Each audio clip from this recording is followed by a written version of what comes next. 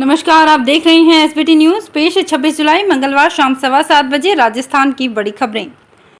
राजस्थान में महुआ से निर्दलीय विधायक ओम प्रकाश हुड्डा के छोटे भाई हरिओम मीणा को भर्ती परीक्षा में फर्जीवाड़ा करते हुए गिरफ्तार किया है। आरोप है कि हरिओम ने पैसे लेकर ऋषि कुमार को डमी कैंडिडेट के रूप में परीक्षा में बैठाया। दोनों को सोमवार को जयपुर में शिवदासपुरा इलाके में एग्जाम सेंटर के बाहर से अरेस्ट किया गया।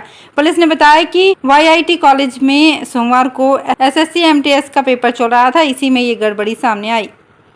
भारत की मेजबानी में होने वाली G20 सम्मेलन की पहली शेरपा बैठक उदयपुर में हो सकती है।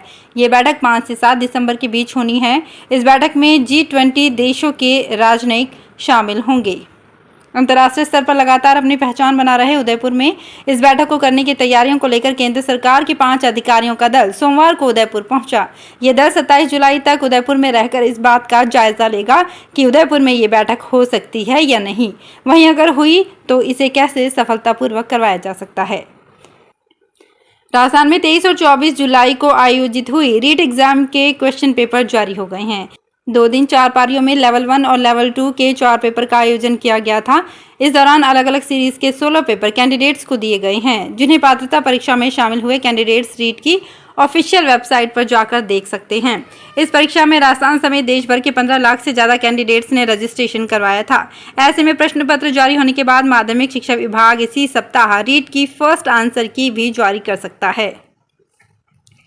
राजस्थान की कांग्रेस सरकार में सब कुछ ठीक नहीं चल रहा है। पायलट खेमे के समर्थक विधायकों और मंत्रियों की बयानबाजी अपनी ही सरकार के खिलाफ अक्सर सामने आती रहती है।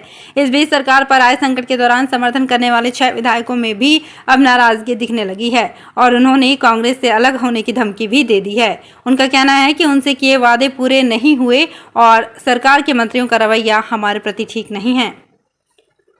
जयपुर शहर में सफाई व्यवस्था भले ही सुधरे या नहीं, लेकिन आने वाले समय में लोगों को डोर टू डोर कचरा कलेक्शन के लिए चार्ज जरूर देना पड़ा। नगर निगम के अधिकारियों की माने तो यूजर चार्ज की वसूली अगले साल से शुरू हो सकती है। जयपुर शहर में कचरा कलेक्शन के लिए जो टेंडर किए गए हैं उसमें कंपनी को ये चार्ज वसूलने के लिए अधिकृत किया है। ये चार्ज 20 रुपए से लेकर 150 रुपए तक वसूला जाएगा। नगर निगम ग्रेटर में डोर टू डोर सफाई व्यवस्था के लिए नए टेंडर जारी किए गए हैं। जयपुर में एग्जाम सेंटर के बाहर स्कूटी की डिक्की में रखा मोबाइल पर्स चोरी हो गया। छात्री चोर ने मोबाइल में पेटीएम से 6 लाख रुपए का ट्रांजैक्शन कर चपत लगा दी। बजाजनगर थाने में पीड़ित स्टूडेंट ने सोमवार को मामला दर्ज कराया है। पुलिस ने बताया कि वारदात शेखावटी नगर रोड नंबर 14 विश्वकर्मा के राहुल सिंह के साथ हुई। 24 जुलाई को एग्जाम का सेंटर बरकत नगर स्थित राजवंशी पब्लिक स्कूल में आया था। पेपर देने के बाद उसने स्कूटी संभाली तो इसमें पर्स मोबाइल गायब था। पीड़ित ने बैंक अकाउंट को चेक किया तो पता चला कि छात्र ने पेटीएम से 6 लाख रुपए का ट्रांजैक्शन कर लिया है। जयपुर में निजी खातेदारी की जमीन पर बिना सरकार की मंजूरी के अवैध कॉलोनी काटने वालों पर JDA ने नकेल कसने की तैयारी कर ली है। ऐसे निजी खातेदारों की जमीन को सरकारी जमीन में तब्दील करने यानी उनकी खातेदारी खत्म करने पर विचार कर रहा है।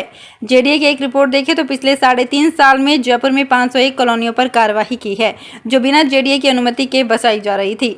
इनमें से 50 से ज्यादा कॉलोनियां ऐसी हैं जहां 1 से ज्यादा बार यानी 2 या 3 बार कार्रवाई की जा चुकी है।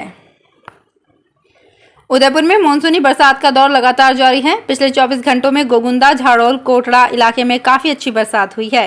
गोगुंदा में तो रात से चौराहा बरसात का दौर अब तक जारी है। वहीं उदयपुर शहर में भी मंगलवार सुबह से ही बरसात का दौर चल रहा है। गोगुंदा में हुई बरसात से छोटा और बड़ा मदार बांधों में पानी की आवक तेज हो गई है।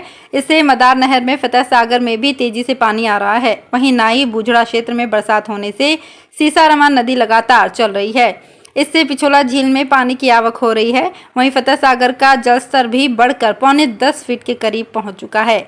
आकोदड़ा, मादड़ी, उदय सागर और वल्लभ नगर बांधों में भी हल्की आवक हुई है। जोधपुर में सोमवार शाम से शुरू हुई बरसात मंगलवार दोपहर तक जारी रही।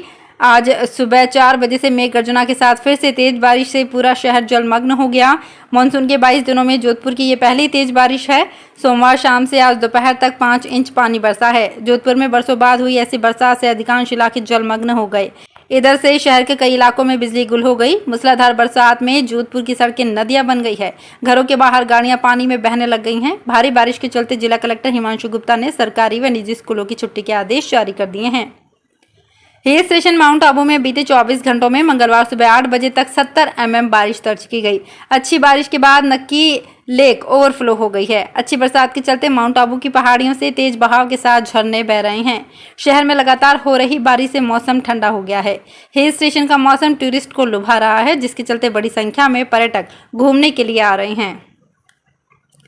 करौली जिले के बांध तालाब भले ही अभी पानी का इंतजार कर रहे हैं, लेकिन अब तक जिले में हुई बारिश से खरीफ फसलों की बुआई का आंकड़ा निर्धारित लक्ष्य से ऊपर पहुंच गया है।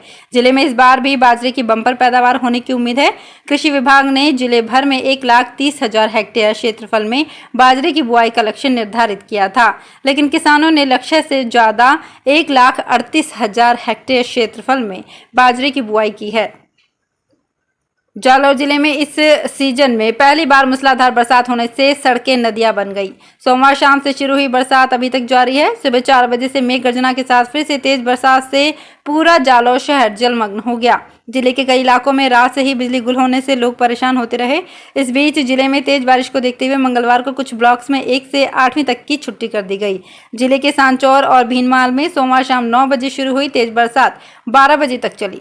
सड़कों पर कई फीट तक पानी भर गया। जिले में कई वाहन बारिश में फंस गए। तो फिलहाल इस बुलेटिन में इतना ही। फिर हाजिर होंगे कुछ और बड़ी खबरों के साथ। अगर आप भी अपने आसपास की छोटी बड़ी और महत्वपूर्ण खबरों से अपडेट रहना चाहते हैं तो सब्सक्राइब कीजिए हमारे चैनल एसपीटी न्यूज को और प्रेस कीजिए बेल आइकन पर।